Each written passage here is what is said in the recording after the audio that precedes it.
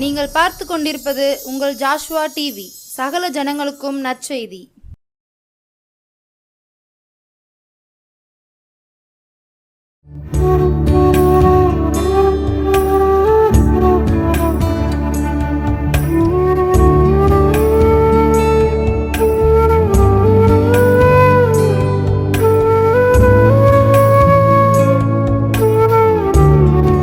கர்த்தரும் இரட்சகருமாகிய இயேசு கிறிஸ்துவின் இனிதான நாமத்தினாலே இந்த மாலை வேளையிலே இந்த மகிழ்ச்சியின் நேரம் நிகழ்ச்சியின் மூலமாய் உங்களை சந்திப்பதற்காக ஆண்டவரை துதிக்கிறேன். கர்த்தருடைய கிருபையும் ஆசீர்வாதமும் உங்களில் பெருகுவதாக. தேவன் தாமே இந்த மாலை வேளையிலே இந்த செய்தியை கேட்கிற உங்களுடைய வாழ்க்கையை ஆசீர்வதிக்க போகிறார். சற்று நேரம் தியானிக்கும்படியாய் எடுத்துக்கொண்ட வேத பகுதி யோவான் சுவிசேஷகம் 16ஆம் அதிகாரம் 20ஆம் வசனத்தின் பின்பகுதி சொல்கிறது, உங்கள் துக்கம் சந்தோஷமாய் மாறும். ஆண்டவர் இந்த பூமியிலே வாழ்ந்த நாட்களிலே கூறின வேத வார்த்தை பிரியமானவர்களே, உங்கள் துக்கம் சந்தோஷமாய் மாறும். இந்த உலகத்திலே எத்தனையோ பாடுகள், எத்தனையோ துன்பங்கள், எத்தனையோ கண்ணீர்கள், எத்தனை அவமானங்கள், நிந்தைகள் மத்தியிலே இந்த உலகம் கடந்து செல்கிறது பிரியமல்லே. ஆனால் ஆண்டவர் சொல்கிறார், உங்கள் துக்கம் சந்தோஷமாய் மாறும். இந்த உலகத்திலே ஒரு மனிதனுடைய வாழ்க்கையிலே திடீரென்று ஏற்படும் இழப்பினால் ஒரு மனிதனுடைய வாழ்க்கையிலே துக்கம் சூழ்ந்து கொள்கிறது. அந்த துக்கத்தை ஆண்டவராகிய இயேசு கிறிஸ்துவினால் மாத்திரமே அந்த துக்கத்தை மாற்ற முடியும் பிரியமல்லே.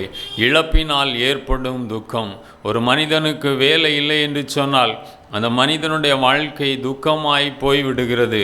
எழும்ப விடாதபடி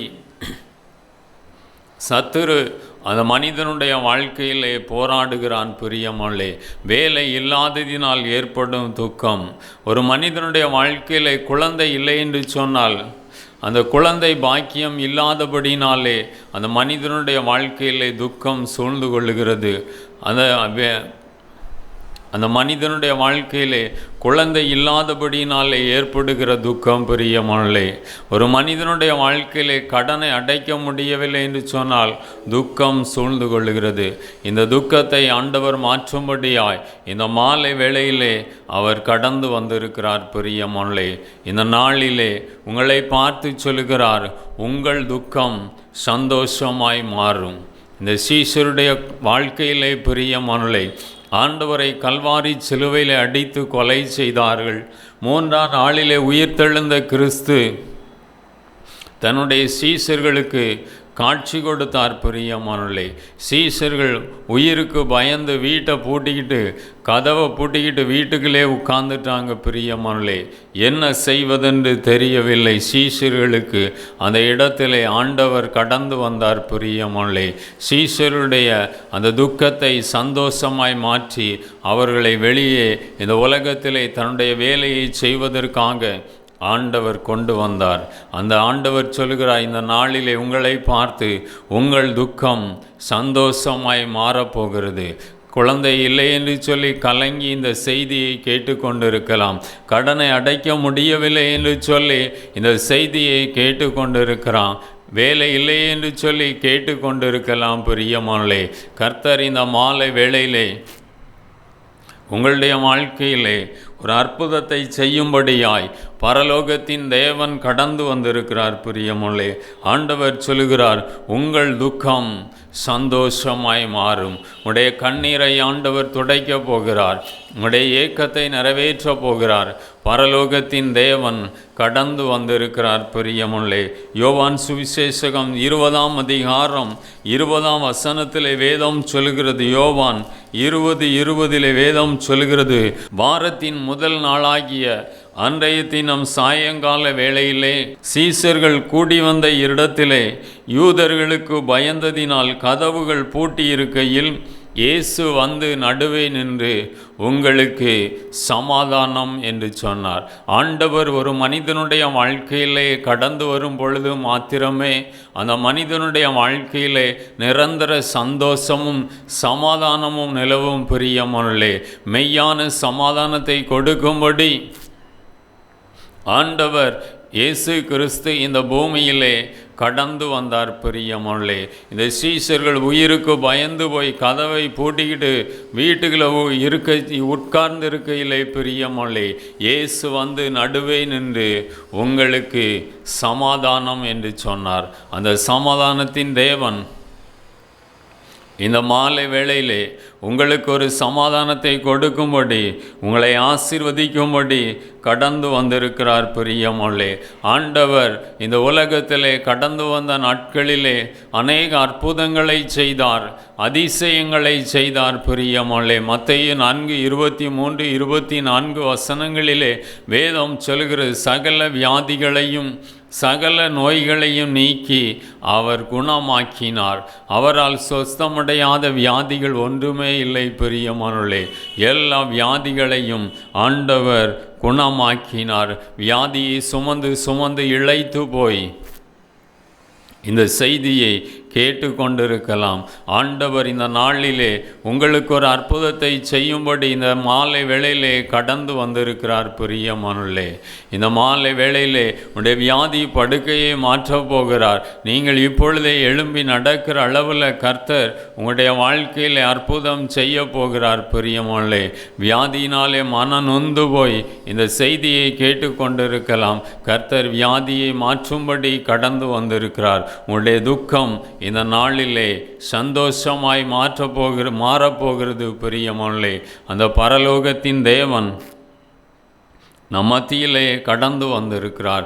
சீஷர்கள் உயிருக்கு பயந்து போய் கதவை பூட்டிக்கிட்டு வீட்டுக்குள்ளே உட்கார்ந்துருக்கச்சில இயேசு வந்து சமாதானம் என்று கூறினார். பிரியமானவர்களே, அந்த சமாதானத்தின் தேவன் இந்த நாளிலே உங்களுக்கு ஒரு சமாதானத்தை கொடுக்கும்படி கடந்து வந்திருக்கிறார். சமாதானம் என்று சொல்லிய அந்த இயேசு கிறிஸ்து சீஷர்களுக்கு தன்னுடைய கைகளையும் விலாவையும் அவர்களுக்கு காண்பித்தார். சீஷர்கள் கர்த்தரை கண்டு சந்தோஷம் அடைந்தார்கள்.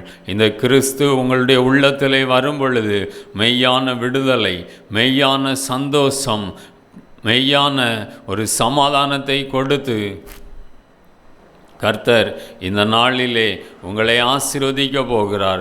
உடைய கடனை அடைக்க வழிவாசலை திறக்க போகிறார். உடைய நெருக்கத்தை மாற்றப் போகிறார். ஏதாவது ஒரு இழப்பினாலே பாதிக்கப்பட்டு இந்த செய்தியை கேட்டு கொண்டிருக்கலாம். உடைய ஆண்டவர் அந்த இழப்பின் மத்தியிலே கர்த்தர் கூட நின்று போதுமானவராய் உங்களை நடத்தும்படி கர்த்தர் கடந்து வந்திருக்கிறார். பிரியமானவர்களே, சீஷர்கள் கர்த்தரை கண்டபடியினாலே சந்தோஷம் அடைந்தார்கள், ஆனந்த சந்தோஷம் அடைந்தார்கள்.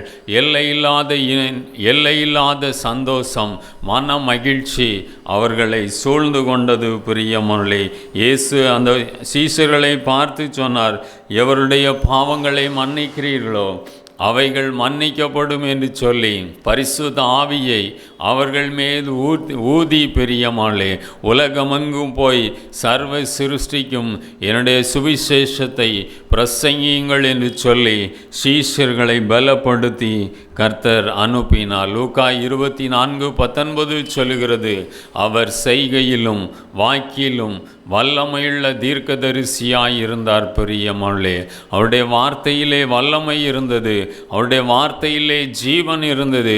அவருடைய வார்த்தையின் மூலமாய் அநேக அற்புதங்களும் அடையாளங்களும் நடைபெற்றன. பிரியமானவர்களே, மத்தேயு 8:16-17 இந்த பூமியிலே வாழ்ந்த நாட்களிலே அநேக அற்புதங்களையும் அடையாளங்களையும் செய்தார். வியாதியுள்ளவர்களை குணமாக்கினார். பிரியமானவர்களே, அவருடைய கீர்த்தி உலகமெங்கும் பிரசித்தமாயிற்று என்று வேதம் சொல்லுகிறது. பிரியமானவர்களே, அந்த தேவன் நம் மத்தியிலே கடந்து வந்திருக்கிறார். உங்கள் துக்கம் சந்தோஷமாய் மாறும் என்று சொன்ன கர்த்தர் இந்த நாளிலே உடைய துக்கத்தை சந்தோஷமாய் மாற்றி ஒரு மெய்யான விடுதலையை உங்களுக்கு கொடுத்து அனுப்ப போகிறார். யோபுவின் புஸ்தகம் 1ஆம் அதிகாரம் 3ஆம் வசனத்திலே வேதம் சொல்லுகிறது. யோபுவின் புஸ்தகம் 1ஆம் அதிகாரம் 3ஆம் வசனம்.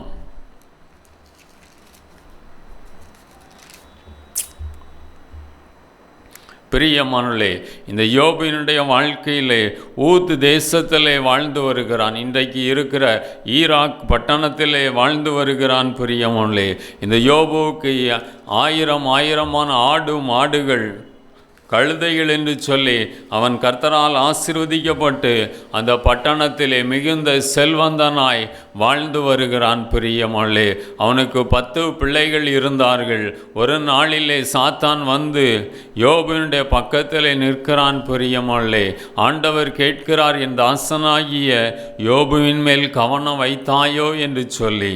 பிசாசு சொல்லுகிறான், நீர் அவனுக்கு உண்டான எல்லாவற்றையும் ஆசீர்வதித்திருக்கிறீர், அதனால தான் அவன் உம்மை சேவிக்கிறான் என்று சொன்ன பொழுது ஆண்டவர் சொல்லுகிறார், என் தாசன் மீது மாத்திரம் கை வையாதே, அவனுக்கு உண்டான பொருளை எல்லாவற்றையும் வேணுமானால் தொட்டு பார் என்று சொன்ன பொழுது பிசாசு எல்லாவற்றையும் அழித்து விடுகிறான். பிரியமானவர்களே, ஆஸ்தி சம்பாத்தியம் சொத்து சுகங்கள் பிள்ளைகளை எல்லாவற்றையும் ஒரே நாளிலே இழந்து போய் நடு தெருவிலே வந்து நிற்கிறான். பிரியமானவர்களே, யோபின் புஸ்தகம் 2ஆம் அதிகாரத்திலே மீண்டுமாக பிசாசு வந்து நிற்கிறான், கர்த்தரும் வந்து நிற்கிறான். பிரியமானவர்களே, ஆண்டவர் சொல்லுகிறார், நீ யோபுவை சோதித்தாய், ஆனாலும் அவன் தன் உத்தமத்திலே உறுதியாய் நின்றான் என்று சொன்ன பொழுது பிசாசு சொல்லுகிறான், நீர் அவன் உடலை தொட்டு பாரும், அவன் உம்மை தூஷிக்கிறானா என்று பார்ப்போம் என்று சொன்ன பொழுது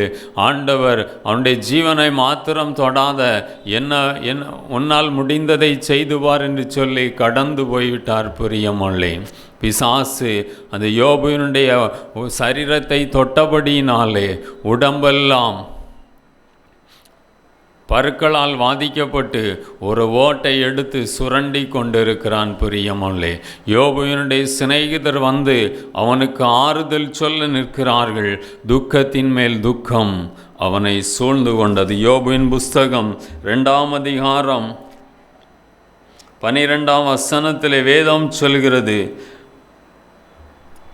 அவர்கள் தூரத்திலே வருகையிலே தங்கள் கண்களை ஏறெடுத்து பார்த்தபோது அவன் உருவம் தெரியாமல் சத்தமிட்டு அழுது அவர்கள் தங்கள் சால்வையை கிழித்து வானத்தை பார்த்து தங்கள் தலைகள் மேல் புழுதியை தூற்றி கொண்டு வந்து அவன் துக்கம் மகா கொடிய துக்கம் என்று கண்டு ஒரு வார்த்தையும் பேசாமல் தரையிலே உட்கார்ந்திருந்தார்கள் என்று வேதம் சொல்லுகிறது.